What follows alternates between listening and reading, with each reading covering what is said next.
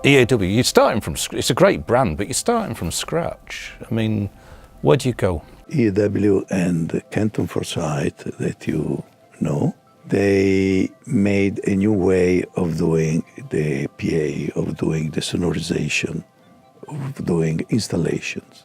When we, at the time, we didn't know it. And I got a very big respect for what these people did at those times. I am talking about the year 80. Nobody in the world was doing what EAW was doing in North America. But even here, for example, St. Peter in Rome is made by EAW. And at the time, RCF was here, all other were in Europe, but they got it because EAW was EAW.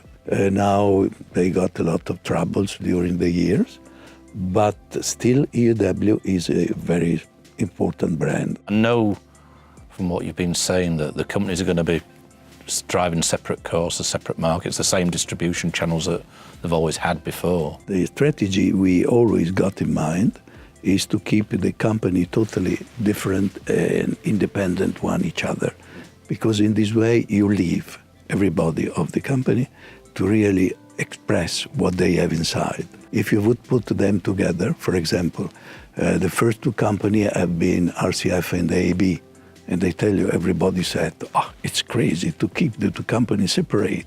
You have two administration, you have two organization, two R&D, but it was a secret. And this really shows that 1 + 1 is not doing 2, but is doing 3. And for all the company we will buy, even in future, whatever I can do or the other young guys will do, I believe they will keep always separated, completely separated the company. And of course, they know how it's common, that's obvious. But especially on the market, they have to fight each other. Because once they fight each other, at the end of the day, you get the best results. What is it about EAW products that you particularly like? I will surprise you. I didn't like so much the products of EAW. Simply, they created a new way of making installation.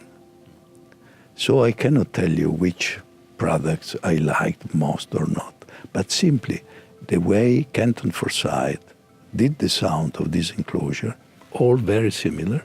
It was a very nice way, even if when I started in RCF and I got all enclosure, including EAW, and tried all of them with my ear in order to understand what was good or what was not good. Scales of economy, do they apply now with EAW? Because obviously bigger group, bigger buying power.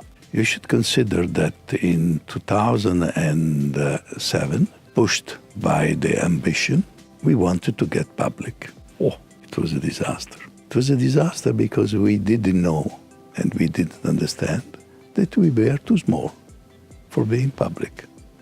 And nobody could care less about RCF being public. 12 years after, we start again the same story, but with totally a different concept in mind. First, we had to get big enough. We are already big enough. So the size is there. But the ambition is still bigger than that. So we plan to get public again, September, October. To go public is a mean, is not a goal. Is a mean to be able to do another strong acquisition, which, if everything works in the proper way, will let this group having a platform where the young guys I have around me today can grow.